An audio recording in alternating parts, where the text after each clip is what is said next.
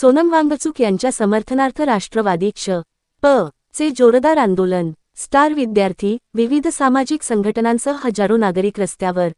विद्यार्थ्यांच्या डोक्यात पसरली की कोणीही रोखू शकणार नाही। डॉक्टर जितेंद्र आव्हाड। ठाणेत सोनम वांगचुक यांचे उपोषण दडपशाहीने मोडीत काढण्याचा प्रयत्न करणाऱ्या तसेच संसदेवर मोर्चा काढणाऱ्या केंद्र सरकारच्या निषेधार्थ राष्ट्रवादी काँग्रेस शरदचंद्र पवार पक्षाचे राष्ट्रीय सरचिटणीस डॉक्टर जितेंद्र आव्हाड यांच्या मार्गदर्शनाखाली जिल्हाध्यक्ष मनोज प्रधान यांच्या नेतृत्वाखाली जिल्हाधिकारी कार्यालयासमोर जोरदार आंदोलन करण्यात आले। सोनम वांगचुक यांचे उपोषण संपविण्यासाठी केंद्र सरकारने न्यायालयाच्या आदेशाचे कारण पुढे करीत त्यांना जबरदस्तीने रुग्णालयात दाखल केले आहे। वांगचुक यांनी आपले उपोषण सुरूच ठेवले आहे। याच ठिकाणी अभिजित दीपके यांनाही मारहाण करण्याचा प्रयत्न करण्यात आला होता। शिवाय संसदेवरील मोर्चा काढणाऱ्या तरुणांवर लाठीचार्जही करण्यात आला। हा प्रकार हुकुमशाहीची नांदी असल्याचा आरोप करीत हे आंदोलन करण्यात आले। यावेळी आंदोलकांनी केंद्र सरकारच्या विरोधात जोरदार घोषणाबाजी केली। या आंदोलनात विविध सामाजिक संघटना, विद्यार्थी, विरोधी पक्षांचे कार्यकर्ते सहभागी झाले होते। यावेळी डॉक्टर जितेंद्र आव्हाड म्हणाले की 1973 साली बिहारमध्ये आणि गुजरातमध्ये विद्यार्थ्यांनी आंदोलन केलं। ते आंदोलन पेटलं आणि त्यामध्ये इंदिरा गांधींचा पराभव झाला। तुम्ही या देशामध्ये तियानमेन स्क्वेअर करू नका। विद्यार्थ्यांवर गोळ्या झाडल्या, लाठीचार्ज केला की काय होते हे सबंध चीनने पाहिले होते। तुम्ही विद्यार्थ्यांना दाबायला जाऊ नका। भगतसिंग यांचे वय 27 होते, राजगुरूंचे वय 26 होते, सुखदेव 26 वर्षांचे होते। ते सगळे कॉलेजमध्ये जाणारे विद्यार्थीच होते। एकदा विद्यार्थ्यांच्या डोक्यात आग पसरली की तो कोणीही थांबवू शकत नाही। आज देशभरातील विद्यार्थी एकत्र आले असून त्यांच्या या चळवळीला कोणाचेही राजकीय पाठबळ नाही, तर ते स्वतःहून एकत्र आले आहेत। आपल्या जीवनाशी खेळणाऱ्यांना सहन का करायचे असा सवाल विद्यार्थी करीत आहेत।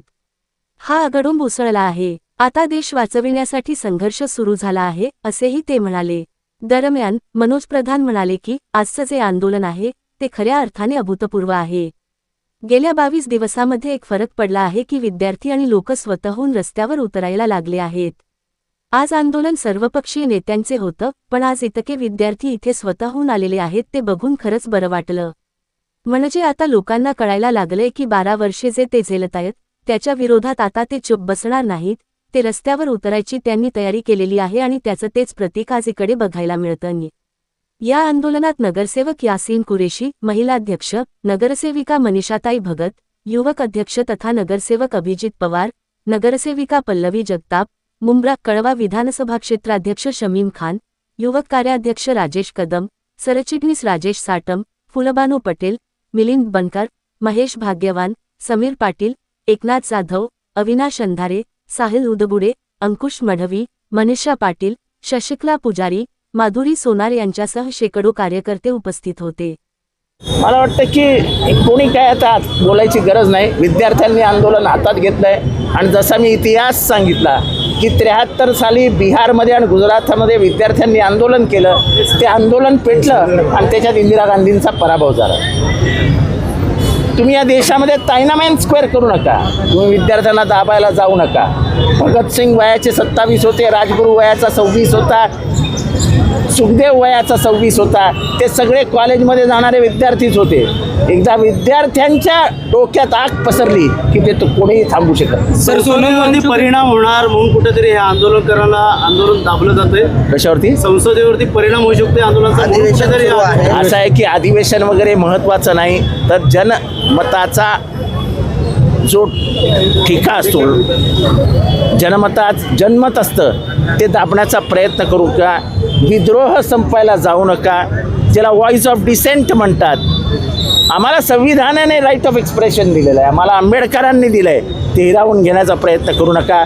संविधान हातात घेण्याचा प्रयत्न कराल तर आम्ही देश हातात घेऊ। शिक्षण मंत्र्यांचा राजीनामा घेतला जाईल का वाटतं? बीजेपी राजीनामा घेते काय कधी?